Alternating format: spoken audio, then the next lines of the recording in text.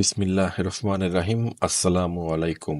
আজকে আমি নতুন আরেকটা ভিডিও শুরু করতে চাচ্ছি আপনাদের জন্য। সেটা হচ্ছে বয়ার বা ফিনসেন রিপোর্টিংটা কি।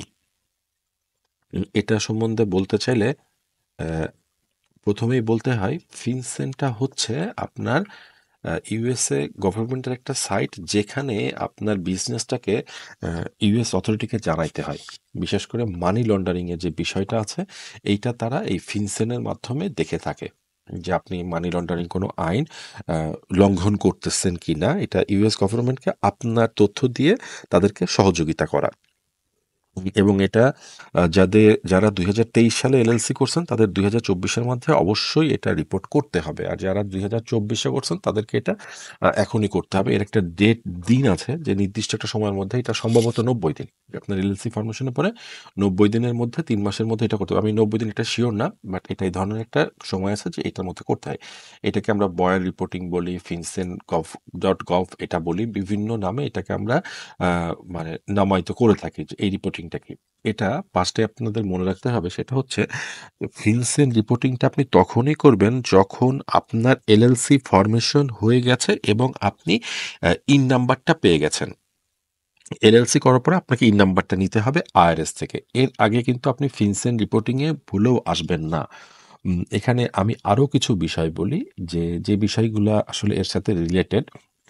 অ্যামাজন বা যারা ড্রপ শিপিং বিজনেস করেন এর সাথে রিলেটেড আমাদের সাধারণত ৩টা জিনিস দরকার হয়। একটা হচ্ছে এলএলসি, দ্বিতীয়টা হচ্ছে আপনার ইন নাম্বার, তৃতীয়টা হচ্ছে আপনার আহ, যেটা হচ্ছে রিসেলার।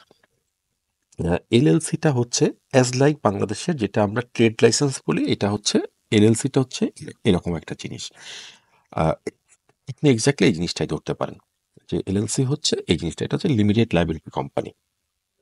এখন আপনার বিষয়টা হচ্ছে যে তাহলে ইন জিনিসটা কি? ইন জিনিসটা হচ্ছে আমরা যারা ইউএসএতে থাকি না, বাইরে থেকে বিজনেস করি, আপনার আয়ের যে ইনকাম ট্যাক্স যেটা, এটা আপনি কিভাবে দিবেন? একটা বিজনেস তার আয়ের ইনকাম ট্যাক্সটা কিভাবে দিবে? আমরা যেমন বাংলাদেশে যেটা করে থাকি সেটা হচ্ছে বিনের মাধ্যমে আপনার ভ্যাটটা দিয়ে থাকি।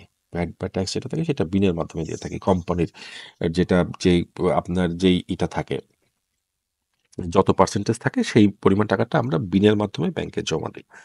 ইউএস অথরিটি থেকে এইটা জমা দিতে হয় হচ্ছে ইনের মাধ্যমে, যে আপনার ইন নাম্বারটা হচ্ছে এত।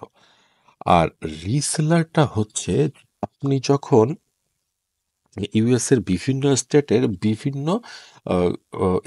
বিভিন্ন রকম ট্যাক্স আছে, এটা হচ্ছে আপনার কেনা বেচার উপরে। কোনো স্টেটে 2% আছে, কোনো স্টেটে 7% আছে, আপনি যখন ক্রয় বিক্রয় করবেন। রিসেলারটা আমাদের দরকার হয় শুধুমাত্র আমরা যখন কিনবো কোনো ব্র্যান্ডের কাছ থেকে বা কোনো ডিস্ট্রিবিউটরের কাছ থেকে বা যার কাছ থেকেই কিনি না কেন, সেটা যাতে আমাদেরকে কোনো ট্যাক্স দিতে না হয়। যেটা বাংলাদেশে আমরা ভ্যাট বলি, যে পণ্যের সাথে যে ভ্যাটটা, এটা তো এন্ড কাস্টমার দেন। এখানে আমরা তো বি আমরা যারা বিজনেস করতেছি, আমরা তো বিজনেস টু বিজনেস কিনতেছি। সো আমাদের এই ট্যাক্সটা আমাদের উপর অ্যাপ্লিকেবল হবে না। এই অ্যাপ্লিকেবল যাতে না হয় এই জন্য আমরা আপনার রিসেলার সার্টিফিকেটটা নিয়ে থাকি। আর ফিনসেনের সাথে রিসেলারের কোনো সম্পর্ক নেই। ফিনসেনের বিষয়টা এবার আসি। ফিনসেনের বিষয়টা হচ্ছে এইরকম যে আপনি যখন একটা এলএলসি ফরমেশন করতেছেন, আপনার প্রথমে আপনি একটা ইউএস নাম্বার নিচ্ছেন। এটা আপনি ভাইকি বা অথবা আপনি স্কাইপে যে কোনো জায়গা থেকে নিতে পারেন। ভাইকিটা আপনার তুলনামূলক খরচ কম, যার কারণে আমরা ভাইকিটা প্রিফার করি। এখন আপনি যখন বিজনেস ফরমেশন করতেছেন, তখন আপনি একজন এজেন্টকে হায়ার করতেছেন আপনার বাংলাদেশি অ্যাড্রেস দিয়ে। আপনি এজেন্টকে হায়ার করতেছেন, তার যে ওয়েবসাইট আছে, এখানে আমার যে এলএলসি যে ভিডিওগুলো আছে এগুলো একটু দেখে আসবেন, দেখে আসলে বুঝতে পারবেন। তাকে আমরা বাংলাদেশি ইনফরমেশন দিয়ে আমরা সেই এজেন্টকে হায়ার করতেছি। এজেন্টের কাছে আমাদেরকে ভ্যালিডেট করার মতো কোনো তথ্য আমরা সেখানে দিচ্ছি না। আমাদের ন্যাশনাল আইডি কার্ড বা পাসপোর্ট কোনো কিছু সেখানে এজেন্টের দরকার হয় না। উনি শুধু আমাদের অ্যাড্রেসটা নিয়ে উনি শুধু আমাদের অ্যাড্রেসটা নামটা দেখেন, দেখে উনি আমাদের জন্য আমাদের এজেন্ট নিযুক্ত হন। আর যখন আপনি এলএলসি ফিলিং শুরু করেন, তখন আপনি যেটা করতেছেন, আপনার বাংলাদেশি অ্যাড্রেস কিন্তু এলএলসি ফিলিং এর সময় কোনো জায়গাতেই মানে আমি যেই স্টেটগুলোতে করছি মোটামুটিভাবে, সেই স্টেটগুলোতে আপনার কখনো ওই রকম কোনো মানে ফিল্ড নাই যেখানে আপনি বাংলাদেশি অ্যাড্রেসটা দিবেন। ওখানে আপনাকে ওই ইউএসএ যে অ্যাড্রেসটা আপনি কিনবেন আমি আপনাদের এলএলসিতে দেখেছি পোস্ট স্ক্যান মেইল অথবা অন্য কোনো জায়গা থেকে আপনি যদি কোনো অ্যাড্রেস কিনেন, ওই অ্যাড্রেসটা আপনি এখানে ইউজ করবেন। তাহলে আপনি যখন এলএলসি ফরমেশন করতেছেন, তখন আপনার আসলে আইডেন্টি তখন ইউএস গভর্নমেন্টের কাছে থাকতেছে না। এবং আপনার এলএলসি কিন্তু তারা ওই এজেন্টকে দেখে আপনাকে এলএলসি তারা দিয়ে দিচ্ছেন। তাহলে ইউএস গভর্নমেন্টের আপনাকে আইডেন্টিফাই করার মতো কোনো তথ্য তাদের কাছে থাকতেছে না। এবং আপনি যে টাকাটা ইউএসএ পাঠাচ্ছেন, এই যে আমরা যারা ব্যবসা করতেছি তারা নিশ্চয়ই বাংলাদেশ থেকে টাকা ইউএসএ তে পাঠাচ্ছেন। এই টাকাটার উৎস কি?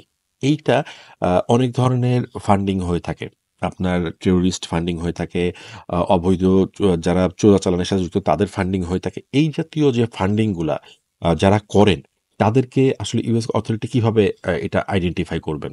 যে উনি যে টাকাগুলো খরচ করতেছেন, এই টাকাগুলো আসলে উনি কোথা থেকে আনতেছেন, কোথায় খরচ করতেছেন, তাদের কাছে কোনো তথ্য থাকে না। শুধু আপনার বিজনেসের নামটা থাকে। এখন ওই বিজনেসের নাম দিয়ে তারা আপনাকে রিচ করতে পারবেন না। বা তারা বুঝতেছেন না আসলে এই ব্যক্তিটা কে? এই বিজনেসটা আসলে কার?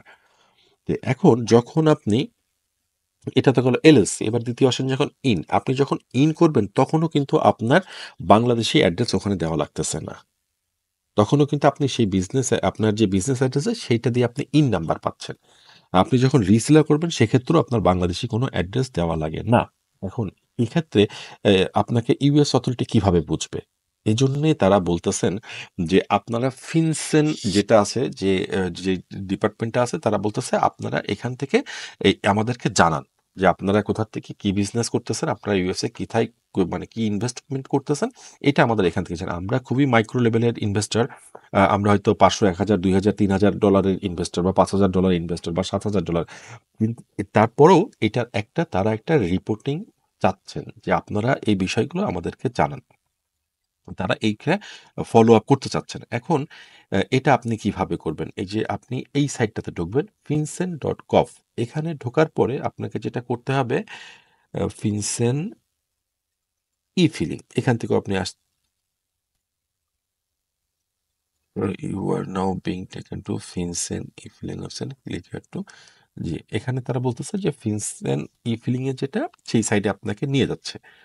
এখান থেকে আসার পরে beneficiary owner BOI reporting, click here, need to file where, ready to begin a batch reporting, click to hair.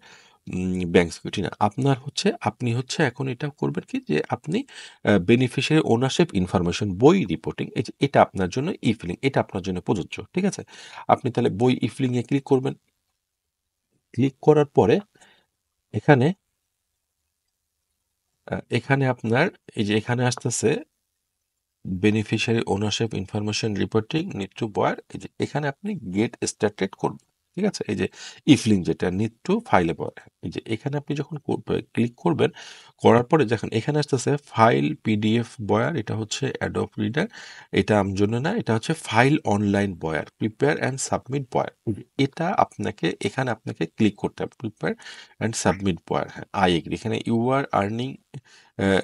you are earning a US government information system maintained, administered, and operated by the US Department of Treasury. The information says may only be used for authorized purpose. The US government may monitor, record, and audit all activity on this information system. By accessing and using this system, users are consenting to US government monitoring, recording and auditing of their activity of this এই information system. মানে আপনি এটা তাদেরকে একটা তথ্য দিচ্ছেন। এখন আপনি যখন প্রথমে রিপোর্টিং করবেন আপনার এলএলসি এবং ইন পাওয়ার পর, তখন আপনাকে এখানে ইনিশিয়াল রিপোর্টিং, এখানে এই ঘরটা সিলেক্ট করতে হবে, কারণ আপনি ইনিশিয়াল রিপোর্টিং করতেছেন। এখানে এটা দেওয়ার পরে তারিখ যেটা আজকে আছে, এটা আজকে 28 তারিখ বাংলাদেশে, এটা ডিসেম্বর মাস, এই তারিখটা আছে, এই তারিখটা আপনার কোনো কিছু করার দরকার নেই। এখানে এটা দেওয়ার পরে আপনি নেক্সট করবেন। ঠিক আছে, নেক্সট করার পরে এখানে দেখেন রিপোর্টিং কোম্পানি, এই রিপোর্টিং কোম্পানি জায়গাটায় আপনি যেই অ্যাড্রেসটাতে আপনার কোম্পানি ফরমেশন করছেন, এইখানে ওই অ্যাড্রেসটা দিবেন, ইউএস ওই অ্যাড্রেসটা, ওই স্টেটের ওই অ্যাড্রেসটা দিবেন, অবশ্যই ওই অ্যাড্রেসটা দিবেন। এখানেও কোম্পানি অ্যাপ্লিকেশন যখন আপনার, এটা হচ্ছে ফার্স্ট ট্যাপ, এটা হচ্ছে সেকেন্ড ট্যাপ, এটা থার্ড, এটা ফোর্থ, এটা ফিফথ। এখানে রিপোর্টিং, যেহেতু আমার রিপোর্টিংটা করা হয়ে গেছে, আমার হাতে কোনো ডাটা নাই, নতুন কারো কোনো কোনো ফাইল নাই, এই কারণে আমি আপনাদেরকে জিনিসটা বুঝিয়ে দিচ্ছি। এখানে আপনি আপনার কোম্পানি পুরো ইনফরমেশনটা এখানে দিবেন। এখানে কোম্পানি অ্যাপ্লিকেন্টস, এখানেও আপনার ওই কোম্পানি ইনফরমেশনটা দিতে হবে।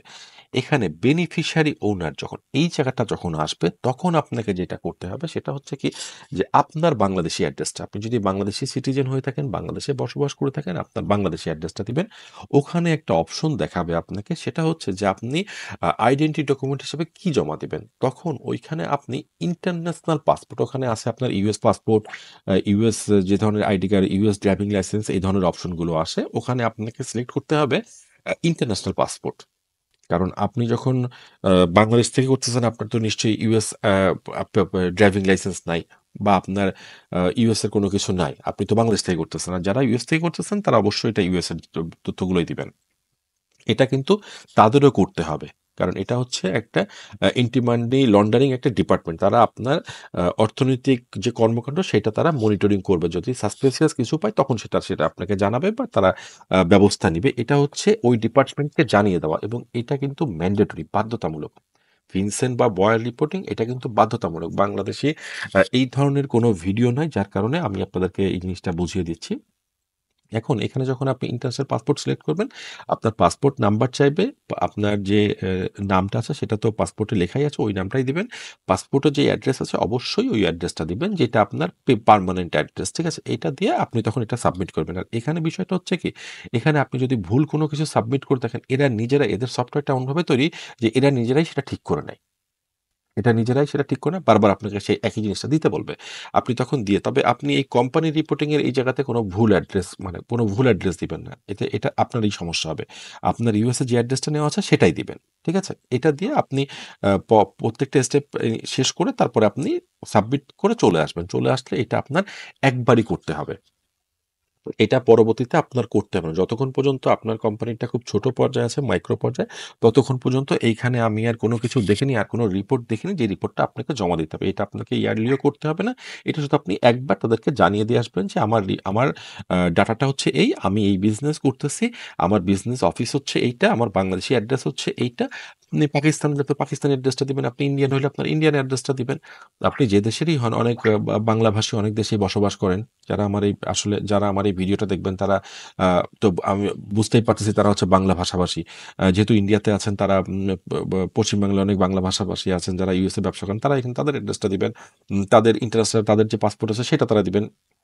বা বাংলাদেশে কোনো বসবাসকারী যদি সৌদি আরবে থাকেন, উনি যদি সৌদি আরবের নাগরিক হয়ে যান, যদিও সেখানে আমি জানি নাগরিক হওয়ার কোনো সম্ভাবনা নাই, কোনো ধরনের প্রসিডিউর নাই, কিন্তু কিছু তো আছেন তারা যদি সেখানকার নাগরিক হয়, তাহলে তারা সেখানকার ইনফরমেশন দিবেন, তাদের সেখানকার পাসপোর্টটা দিবেন। এটা হচ্ছে আপনার জিনিসগুলো ইউএস অথরিটিকে জানানো। এটাই হচ্ছে আপনার ফিনসেন রিপোর্টিং। তবে এটা অবশ্যই মনে রাখবেন, আপনি ফার্স্টে এলএলসি ফরমেশন করবেন, দ্বিতীয় হচ্ছে আপনি ইনফরমেশন করবেন, তারপরে আপনি 90 দিনের মধ্যে ফিনসেনের রিপোর্টিংটা করবেন। এটা কিন্তু ম্যান্ডেটরি। তা না হলে আপনাকে কিন্তু এখানে তারা তাদের $10,000 পর্যন্ত পেনাল্টি দেওয়ার মতো আছে। 10,000 বা তার থেকে বেশি ডলার পেনাল্টি আপনার হতে পারে। এটা কিন্তু অবশ্যই মাথায় রাখতে হবে। ঠিক আছে? তাহলে আজকের ভিডিওটা আর বেশি লম্বা করছি না। আজকে এখানেই শেষ করতে যাচ্ছি। খোদা হাফেজ। ধন্যবাদ।